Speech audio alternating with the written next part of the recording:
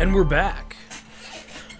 That's right, we're back. And I know it's been a while. Again, like I said, work's been very busy, and I might vent a little bit on some of that and things going on, and maybe talk about issues and problems dealing with film scoring and things you should be aware of going in. But today we're going to be talking about arrangement styles I use, techniques for arranging that I use. This is, again, a more talking video as opposed to showing you things, because this series is more about orchestration and arrangement.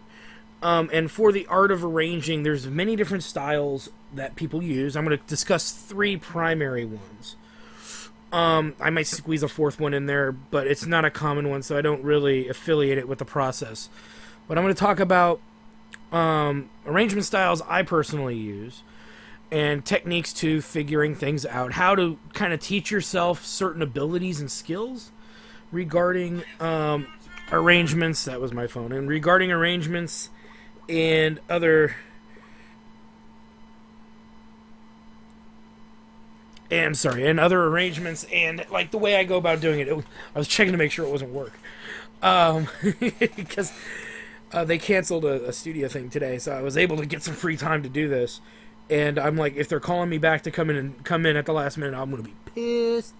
No, anyway, arranging styles. There are many techniques that arrangers use to arrange music, and from video game music to just to doing arrangements of stuff that already exists, but maybe for a medium that it doesn't currently exist for.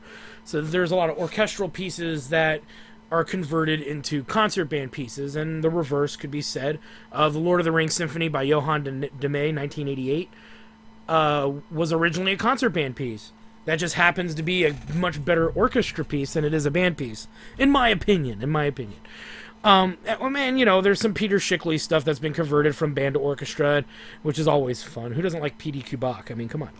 But, and when we talk about, like, arranging for game music, a lot of people want to do... So you have groups that do a lot of band music and people that do a lot of orchestral. And some people say, well, which one's easier and which one's harder? In the grand scheme of things, I find arranging for band to be the hardest. And the reason why I consider arranging for band to be the hardest of the two mediums, orchestra and band, is because a lot of, especially modern music, especially modern video game music or film scores or just music in general that you hear that outside of the concert arena, it tends to mostly be strings anyway. So when you hear a certain melody, you understand, oh, that's a string section doing. That's specifically upper strings. So violins, maybe viola. So those are upper strings playing that melody line. When you're doing an arrangement for concert band, you have to take that string line and disperse it amongst usually several different woodwind players. Or you have to, in a sense, reinvent what you're doing. And that's you have to reinvent the piece in a way, or re-envision the soundtrack. There's very few instances where that's usually not a problem. There's a lot of orchestral scores that are very woodwind and brass heavy. Lord of the Rings Symphony is a good example of that. Check it out, Johann de May, Lord of the Rings Symphony. It has nothing to do with the movies. It came out before the movies. It has nothing to do with the Barshik version or whatever the guy's name is. I can't think of it. Has nothing to do with any of that. It was a symphony that the guy themed on the Lord of the Rings, and it's actually a damn good one. It's a shame I think Johann de May's kind of a dick. I shouldn't say that. He's a little arrogant, but most composers are. I'm not excluded from that. I'm a fucking asshole. So anyway, getting back on topic here.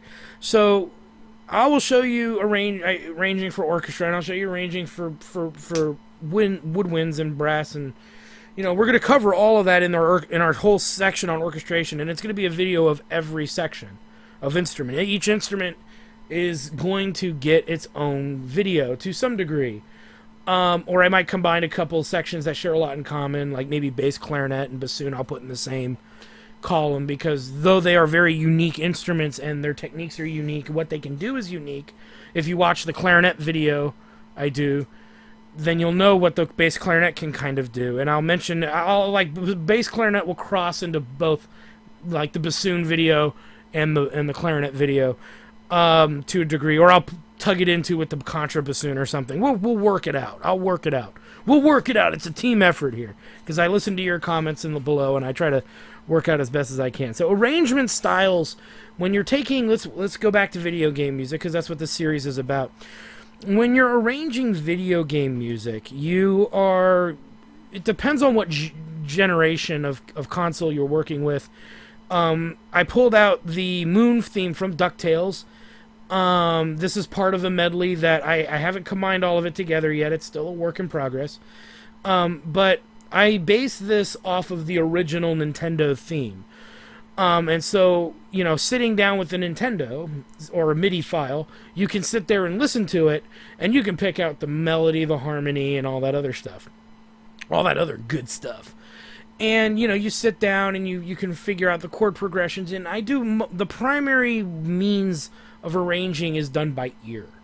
And this is not something that everyone can do. Not a lot of people either have, the patience to do it, or the listening skills needed to do it. And it's not that you're tone deaf, but some people are who want to be great arrangers. Unfortunately, there are people that are tone deaf, and they can't pick out a pitch to save their life. But most people don't fall in that category.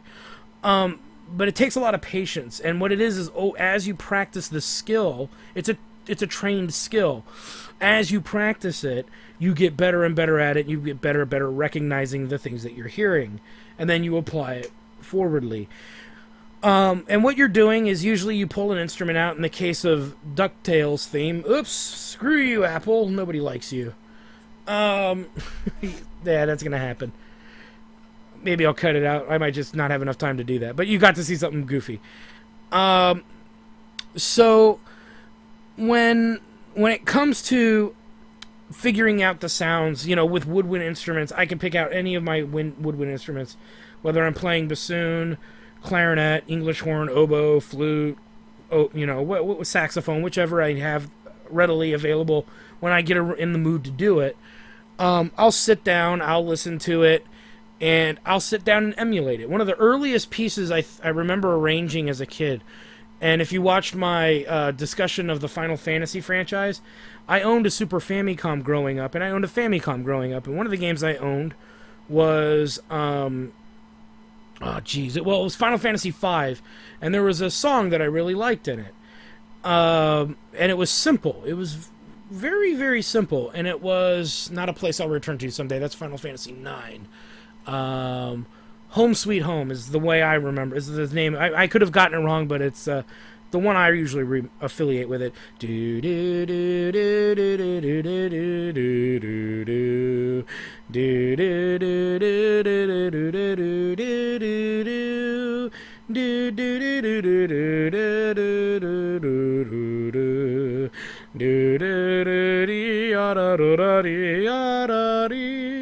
And then, so that was the piece that really got me intrigued in trying to play.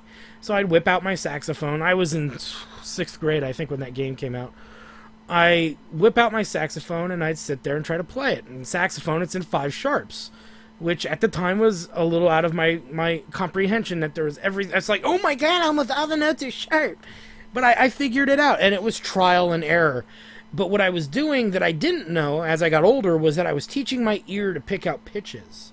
And I had a knack for doing it naturally already, which was kind of cool. I could sit there, hear the pitch, and then play it on my saxophone and be within about a couple of half steps from where that note was, which is pretty cool. Pretty cool skill. So I arranged it as a duet for alto and baritone sax. And it was a lot of fun. My buddy Steve R., I won't use his last name. I call him Wild Steve. We played it at our 8th grade graduation, and it was a lot of fun. By the time I was in 8th grade, I was already doing arrangements from Final Fantasy VI for woodwind ensemble. So, I mean, you can see I started with saxophone. That was one piece I did on saxophone. I did a couple of pieces from various things for saxophone duet, trio, and quartet. But what I was doing was, in that process, I was training my ears to pick out pitches, and I was doing these neat arrangements. By my own standards today, they're garbage, but they're what I did as a kid, and I always look back on them somewhat fondly. I'm outside the frustration of like, I don't know what that note is. I don't play anything except saxophone, and my instrument doesn't go that high, and I can't pick it out because I didn't tune my instrument prior to trying to do this. But I did a lot of it by ear even as a kid, because back in the day you didn't have computers that could read MIDI files. You didn't have music software out there that can take MIDI files and turn them into really, really rough, difficult to read notation, and we'll talk about that in a minute. So trying to figure things out, you had to do it by ear. And there were ways to train yourself to do that. And one of the things I also did was I worked on my sight singing skills. And that was just something I did on accident in middle school, but in high school, I actually learned properly how to do it. I got a book on composition and arranging. I read into it a lot. And a lot of it was you really have to have an ear for it. And the trick is you find the root note of whatever you're listening to, the primary note. You don't even need the note, you don't even need the root of the chord. You just want to be able to, if you can sing the melody note for note correctly in the right pitches, you're already on your way to figuring out what key you possibly are in. And that's one of the tricks, you know, if you do what's called solfege. Do, re, mi, fa, sol, la, ti, do. And I butchered that, but that's it. If you can do that, you can figure out a melody rather quickly. You know, do, da, da, do, re, mi, fa, do, fa, sol, la, da, da, da. And you start using that solfege to figure out your intervals. And this is someone who doesn't have ear training. If you're not really good with the ear training, that's how you start. Practice your solfege, or sit with an instrument and figure it out and write it out for the instrument that you're playing it on. Rhythms can be tough, but you don't need to put measure lines in. Don't write any measure lines in. Just write the melody out. Figure out the measure lines, what meter you're in. You'll figure it out in one measure. You'll just look at the measure and go, oh, that's the meter. And you just try to piece things together. It's like solving a puzzle. But ear training is usually the best because what's interesting is your ear is more accurate than somebody's rendition of a MIDI software. Or taking the MIDI and then trying to place it. Where do I place this in the arrangement? Which is the skill of orchestration, and we'll talk about that. But usually for arrangements, what I do is I will take, and I do most of my general arranging by hand. I still do it to this day. It's an old habit of mine, and I do it efficiently, but not everybody can write dictation very well. But what I do is I have three piano grand staves. Percussion gets put on the back burner. I don't do percussion right out the door. There's no reason to do it unless there's like a big melodic percussion solo that needs to be addressed, like in DuckTales, the video game. I use when I did an arrangement, I said I want melodic percussion to have a more definitive part in this, and so in turn that's what I did. So I made a little piano staff for that, and so I used 3 to 4 piano grand staves. One's for woodwinds, one's for brass, and one's for strings. And I work around those grand staves, writing out the music. And when I hear things, I'll usually start with the strings. And then when I hear like a flute with the melody, I'll take a colored pencil. I'll mark it up, I'll make a line going up to where the melody went to, and now here's where it went instrumentally. And so I have all my instruments color-coded with colored pencils with lines darting every which direction. When I'm looking for melody, when I'm doing harmony, I use blues. When I do melodies, they're in red. Not for every instrument, I'm sorry. For every thing that I'm looking for is marked with colored pencil. It's a skill I picked up from my high school band teacher who was getting his master's in conducting, and he had to kind of master the art of form and analysis. And unlike his peers, he used a box of colored pencils and would mark up his scores so he knew where everything was when he went to conduct. And I got in a habit of doing arranging that way. And so I'll pick those little things that I note out. Okay, this is where the bass line is. I'll put a little red or a little green bracket for the bass line.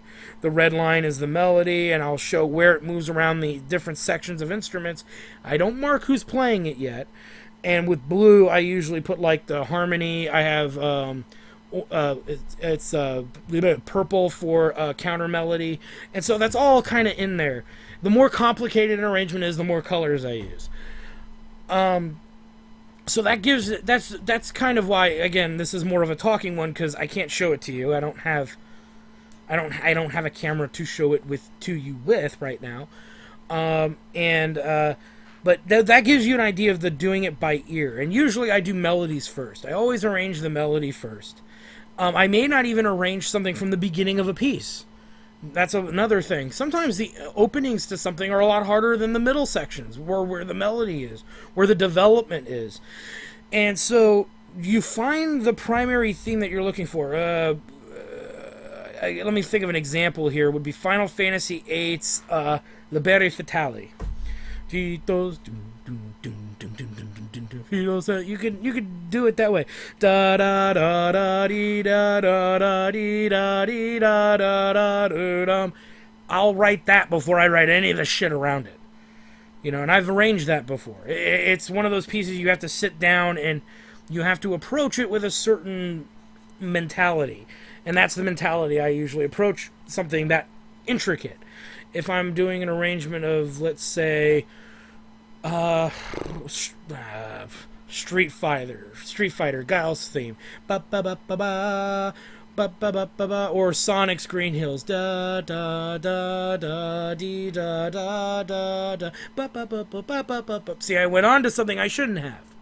I should just focus on that melody, because that's the first melody. That's the first theme you hear before the main theme comes in, which is ba da da doo la dee dum, ba ba da da da da dee dum, ba ba da da doo da dee dum, ba ba da ba da da da ba doo da. Right, something like that. I'm doing this is not scripted, guys. I'm just talking in real time with you. But see, those are the things I'll figure out, and you saw how I separated them all. Bum bum bum bum bum bum bum bum bum ba ba beep boo ba ba beep boo bum bum bum bum bum bum bum bum bum ba ba beep boo ba ba beep boo bum bum beep da ba doo da dee da. And so you're separating these ideas, and you're not trying to write it all as one big chunk. Okay, it will. Like I said, it's like building a structure. You can have framework in there to get you started, and then you slowly start to piece things together. And as you start piecing things together, you're going to start seeing the result you want. Now, we talked about arranging by ear. That, to me, is the most successful way of doing it, and doing it well. Having an ear for music means you got to listen to a lot of music, not just the stuff you want to arrange. You got to listen to a lot of shit. All right? There's a lot of stuff out there. Like, if you're a guitarist, I'll tell you right now, if you are not familiar with the Concerto de Añuez by Rodrigo, you're not listening to enough music, and you're a freaking guitarist. If you are, I'm trying to think of other examples, and off the top of my head, but I'm just giving, that's an example of that. You'd be surprised how many great arrangers don't listen to enough stuff. And I'll tell you right now, you have to expand your listening horizon. 90% of aspiring composers nowadays only listen to about 10 composers on average. The majority of what they listen to every day is only around 10 composers. Get your fucking playlist, put it on mix, and it better have several thousand works in there from different people, from different periods. If you are trying to be an arranger, put some classical stuff in there.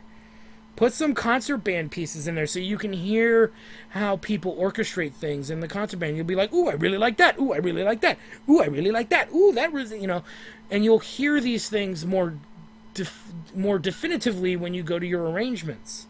When you start listening to the original soundtracks for your arrangements. Because you'll be like, oh, I know what that is. That's a celesta. That's not glockenspiel. You'd be surprised how many times people try to write Glock parts try to write celesta parts for glockenspiel. It doesn't work that way. They're two different instruments. They don't sound quite the same, and it's the resonance that you get from how the Glock does not stop vibrating until you stop it for the most part, depending on the mallets you use, which is percussion is going to be a huge video on that.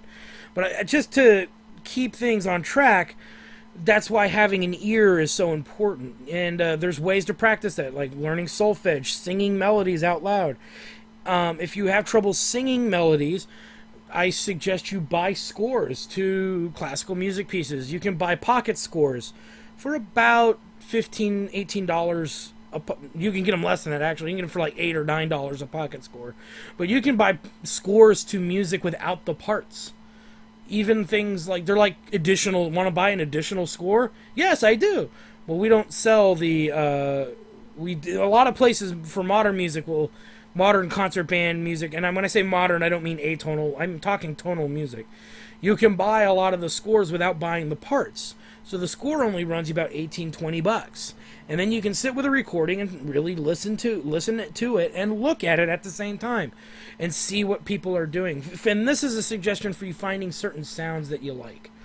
You know, everybody's got a fucking preference, and everybody's got a niche thing that they do that, as an arranger, that's really neat. I'm a big woodwind guy, so my woodwind parts are pretty beefy. I do write a lot of woodwinds into my arrangements, and while trying to stay as accurate to the original work as possible. And so that's by ear. Let's talk about the other two briefly, because the other two to me are not as effective.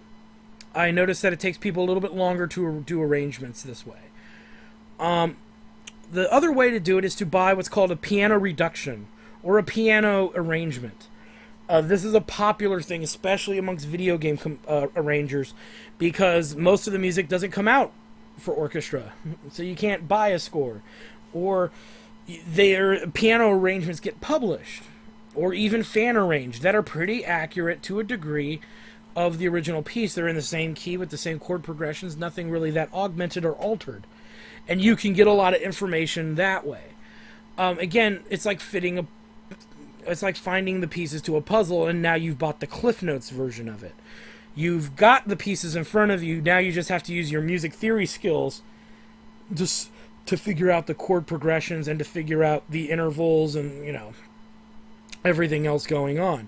Once you have your piano version down, you can listen to the recording if you bought a piano version and do my same technique, 3 grand staves, each staff having one for woodwinds, each 2 staves having one for woodwinds, one for brass, one for strings, and I just move things around and through there as I hear them, but I look at the piano part to understand it. That's a way that I would do it. That's a way I've seen other people do it. Maybe not do the grand staff thing that I do, but that's a way that you can do it. That's a way I've done it in the past when I just could not figure something out. Usually when it's something I can't figure out, it's because there's a lot of sound effects going on. I've had people come to me with scenes from a video game with all these sound effects going on in the background, and sometimes it's just a little too hard to hear what's going on when you have explosions going off. And so I'd get a piano score under those conditions. And then the third technique is one that's a little bit frowned upon in the arrangement community. It really is. You thought Cliff Notes was bad. This is pretty much even more giveaway. You can go and find MIDI files. Now, this works for old music, but it doesn't help you 100%. It's almost as useful as grabbing a reduced piano score, or a piano version of it. If it's old, if it's like Nintendo, Super Nintendo, Sega, if it's older than, maybe I would even argue if it's PlayStation 1 or older, you can sometimes find MIDI files. And you can use programs like Finale and Sibelius, which you're looking at Finale right now, and it'll upload the MIDI and put it out into sheet music, but it's a clusterfuck. It's very difficult to read. And like you'll have like 30 note chords that you have to pull apart. It's not fun, and it's not that efficient. I don't personally use it unless, I would say, when was the last time I used a MIDI file as a source file to kind of figure out what I was doing? I want to say I was using it, well, this would have been like 8 years ago, 6 to 8 years ago. I was doing it for a piece of music. I don't even remember what it was, but I had to do an arrangement in like 3 days. And I didn't feel like sitting down and listening to it all, so I found a MIDI of it online, and I uploaded it into Finale, and it was just a mess. But at least I could see a visual presentation of what it should be. And that's really what... And then, I was able to get this, 3-minute arrangement done in 3 days.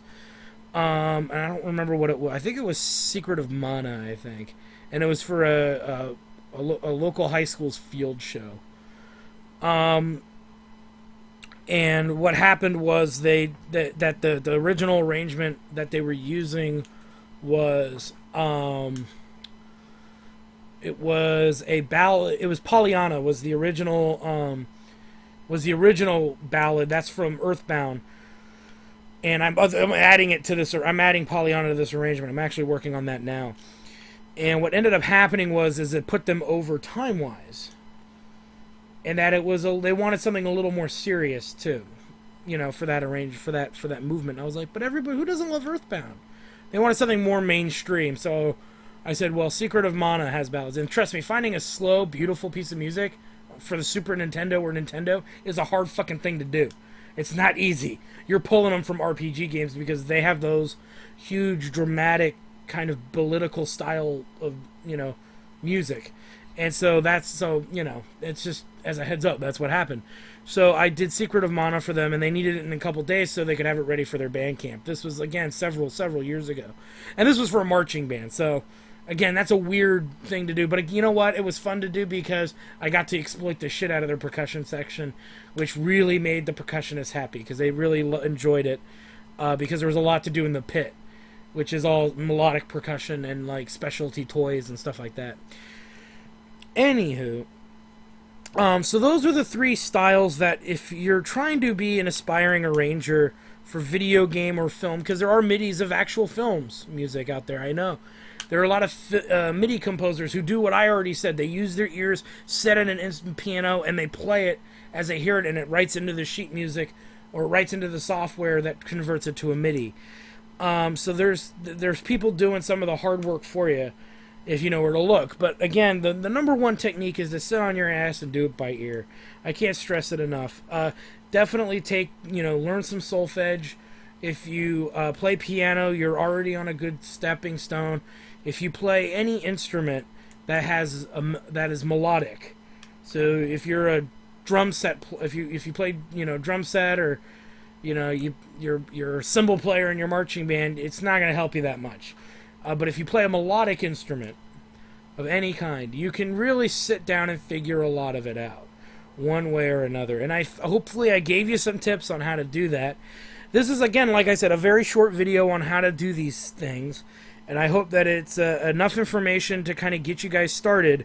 In the upcoming videos, we're going to be talking about orchestration. And this is what I think most of you came here for, is to learn how to write for these instruments, how to arrange for these instruments, limitations, common mistakes that are made by fellow composers, understanding how to write for all the woodwinds, all the brass, all the strings, harp, percussion, vocal or choirs, to keyboard instruments.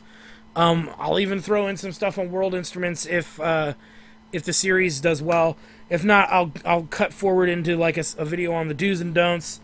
I'll also show you guys in finale how to set up your scores, how to listen for balance, which is part of orchestration skills, editing, and we'll talk about software and whatnot as well, and get a lot of that going for you over the course of a couple months. I'm hoping to get more videos out to you guys.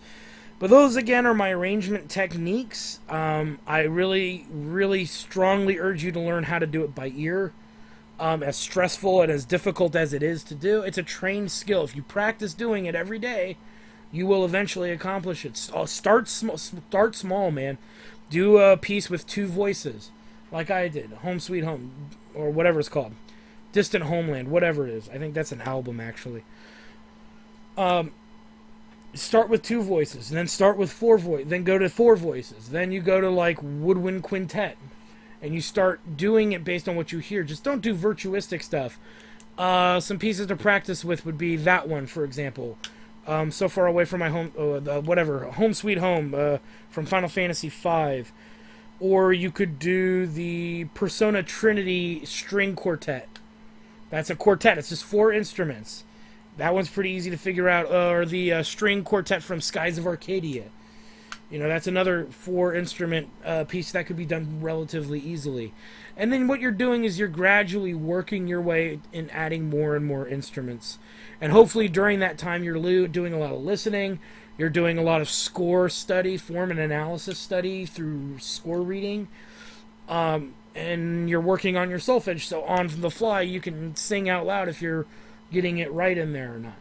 So those are some tips. Those are the styles that I use that I highly recommend that you practice on, as far as that goes. In our next videos, we'll be talking about orchestration, all the different instruments and their limitations, how you go about writing for them in the various atmospheres of music you want to use them in, and for being so patient again with another all talk video. I will let you guys listen to this arrangement that is from my Nintendo games medley that's still being worked on, but it is the Moon theme from DuckTales for the Nintendo game system.